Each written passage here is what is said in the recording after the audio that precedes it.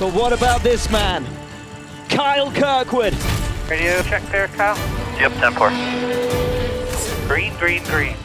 One of the best seasons all year long in 2025 belong to this man, Kyle Kirkwood, driving number 27 Honda for Andretti Global. 3 wins, a pole, career best finish of 4th in the NTT INDYCAR Series point standings, championship standings. How would you sum up 2025 for you? It was good. It was good. I wouldn't say it was incredible, but there was one guy that also made everybody else's really good years look terrible. Yeah. So in many ways, it was a big positive, right? You mentioned the 3 wins, you mentioned the pole.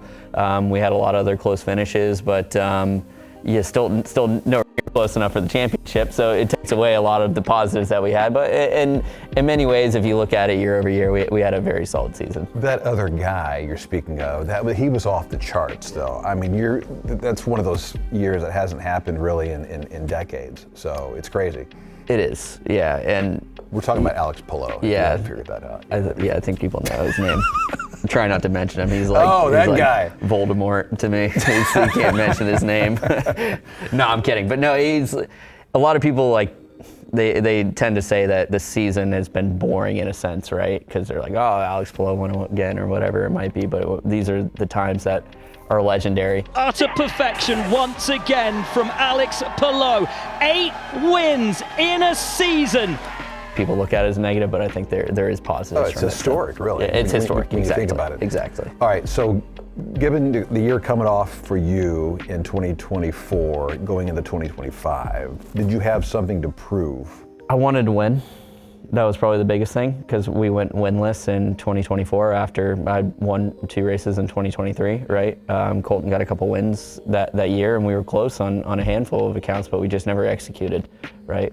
I led 5 races outright, not just off strategy. Led 5 races, had opportunities to win 5 races, and never actually got any of them done. So this year I was like, we need to change that. We need to execute when the time comes, and anytime we get an opportunity, we need to be able to capitalize on it. I think you could feel that, especially when you go into a place like Long Beach, where you'd won before. Is there pressure? I hate to use that word pressure, but I mean, you know. There's excitement, right? Maybe there's pressure, but there's confidence in the car's ability. Yep. And you just know that if you do your job properly, that good things will come. So in some ways, yes, there's a little bit of pressure, right? Because you're just like, I just need to execute here, and anything less than a win is probably a negative in some ways. But at the same time, you have the confidence and you have the excitement because you know it's one of the best opportunities of the season. Let alone the backdrop of the place. It's incredible. It's incredible, yeah, it's right? Incredible. So it turned out to be a big weekend. Pole, led 46 laps, finished with the win. What was the hardest part of that weekend for you? Man, it was keeping Alex Palou at bay. That was the hardest part because he was really the one that I was racing. It was him and I on the same strategy, but it was important to keep him at bay. And there was times where he was very trying. And you know it's the last stop. It's like, this is the race right now. It's this one pit exchange where it's out and in laps. And we're coming out of the pits and he's running me down, and I just had to get tires up to temp, and I had to commit pretty much the car to potentially ending up in the wall just to keep him behind me. If you get through like turn 7, turn 8, it's kind of a sealed deal. They clearly had a very good pit exchange, and they were actually able to run us down, so it made it very tight between us two. Kyle Kirkwood is the king of the streets. By the way, King of the Streets, do you like this nickname or no? I don't. It's fine. If you want to call me that, it's fine. I'm just throwing it out there. Yeah, I could care less. Yeah, I guess it's better than other things people can call me, so correct. I'll take it. Started 3rd, led 48 laps. What was the biggest obstacle in that race? Yeah, Detroit. The biggest obstacle was the strategies that were going on. It was quite a few times we fell back into like the middle of the pack, and it wasn't as clean cut as like Long Beach for us. It was like you're pretty much leading the whole time, clean air. You caught some traffic sometimes from lap cars, but nothing like too crazy. Detroit was a different animal. It's like cycling through the pack. At one point you're running like 27th, but you're in the lead of that strategy. So there were some like crazy things happening. And the amount of cars I had to pass for like leading a strategy the entire time through, but passing cars that are also 4 position was astronomical. It made a big challenge because you're just trying to keep the thing clean, and I didn't really. I broke the front wing off the car and had to kind of overcome that for the last few laps of the race, but definitely added some challenges. Checkered flag, winner. Winning on an oval, this is the next thing in your development as a driver in the NTT INDYCAR Series. You go to Worldwide Technology Raceway. Did you have any shot? Did you think, okay, this is going to be the place? No. Yeah. Not really, if I'm being honest. I was like, you know what, come out of this with a top 5 or something. I was like, that'll be a win for us. And that was a legitimate statement.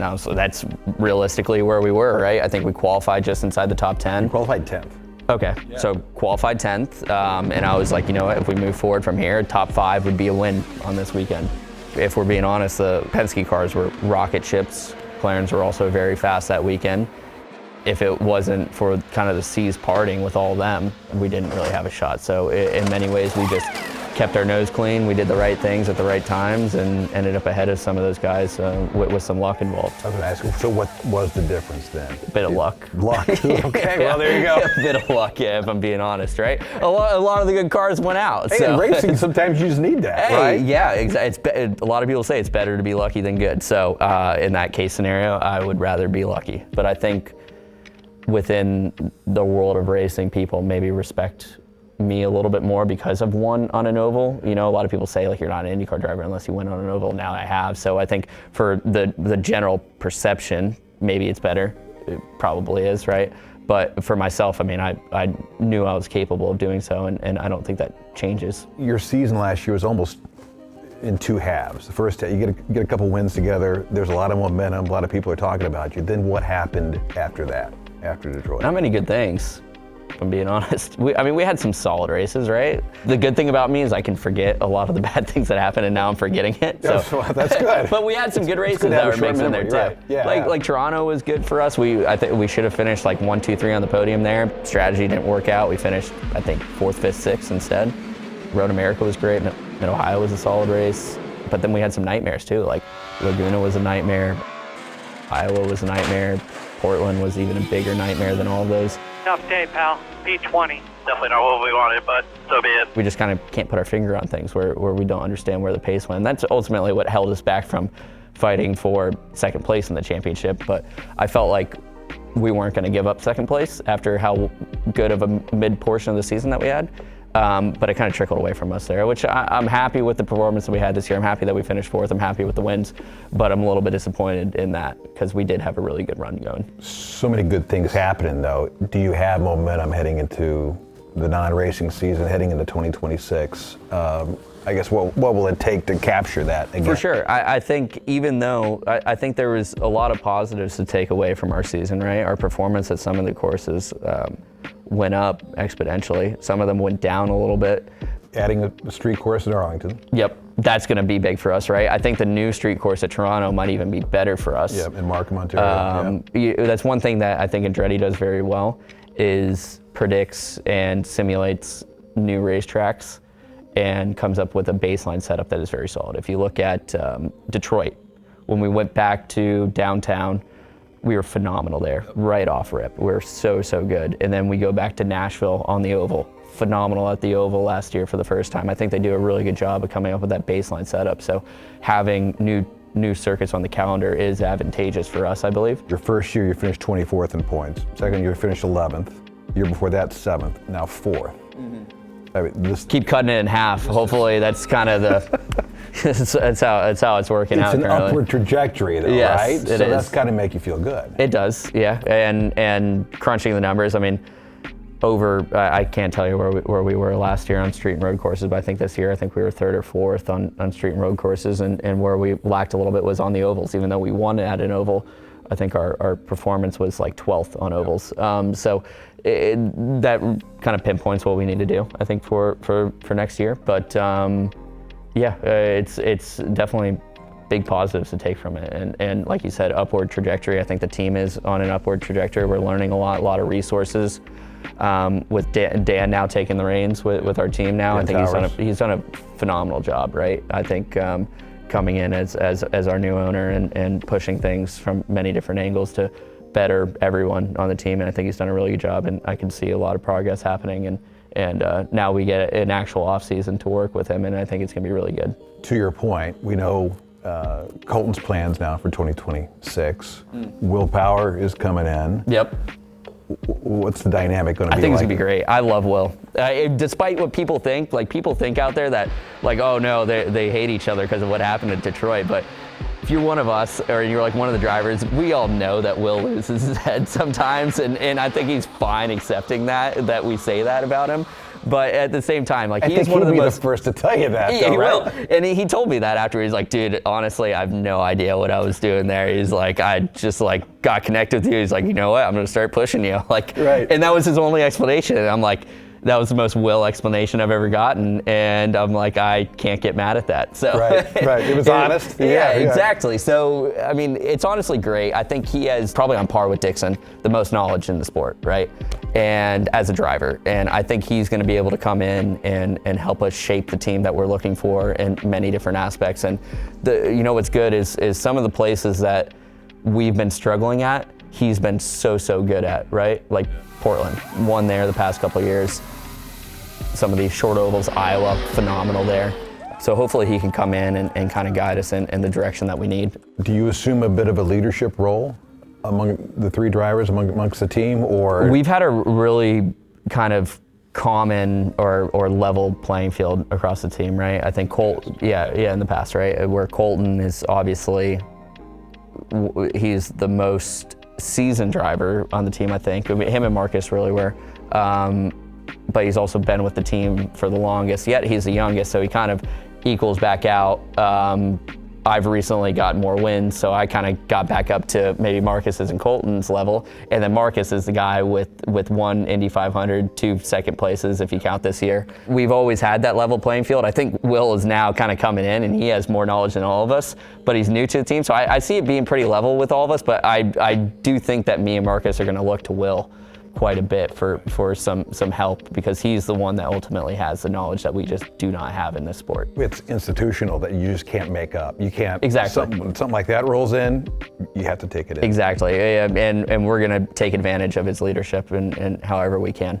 Last couple of things. How do you grow as a driver as you look to 2026? That's a great question. Yeah, it's deep. I mean, I think we're just chipping away at it, if I'm being honest, and I think there's what I'm starting to learn is that not everything goes accordingly to plan in many aspects on what you might anticipate and expect, and I'm starting to learn that you have to be much more fluid with this sport and how victories or finishes come to you, and understanding that a little bit better and maybe adapting to it a little bit more might be helpful in my career. But other than that, I think like really I'm just chipping away at it. I'm trying to get the best that I possibly can in every aspect, and that comes at different times, and I don't know what the next thing might be. You know, it's what is the situation in front of you and how do you better yourself in that situation. Along those same lines, I mean, this wrapped up your 4th season. What, from your rookie season to now, it's night and day, right? For you, what the series is about. My rookie season was awful. Well, there's that. But I mean, but still. We had a couple good finishes, but for the most case, it was awful. You can admit that. Has your perception of the series changed in 4 years? No, honestly, no. I knew coming into it, it was going to be the hardest thing I've ever done in my life in the series. And honestly, you're racing. Even if you're racing for last place in this series, you're racing against guys that won everything up to that point, you know? And ultimately, you're racing against champions all the way through the field. So I knew it was going to be extremely hard, and that perception has not changed. Yeah. So if anything, no, it's the same as it always has been. Throw all of that, what you just said, into the other realm of you're doing this on a street course, oval, short ovals, big super speedway, road courses, big flowy road courses. I mean, you're doing stuff that no one else is doing, really. I mean, that's what makes it tough, right? You got to have a lot of different disciplines to succeed in it. I mean, the natural thing would be to race at all the same circuits like a lot of the series do in the world, right? But we just don't do that. We go from some of the smoothest, fastest to the slowest and most bumpy circuits, and it's just like the only thing that we could add to it is throw some dirt races in there for an Indy. IndyCar, which will never happen, but that's literally the only other discipline that we just do not have. So yeah, no, it's wild. It is wild. Dirt track racing's not a bad idea. I'm just dirt track racing with an IndyCar? I don't. That would be a little bit tough. The steering radius isn't that there great. you go. Yeah, that, right. that would be the issue. Is the Yes. steering radius. You get a few degrees here or there. It would just be a bunch of spinning IndyCars. 4 years into it, upward trajectory, and Yep. can't wait to see what happens in 2026. Thank you so much. Likewise. Well, thank you. The countdown to next year's on.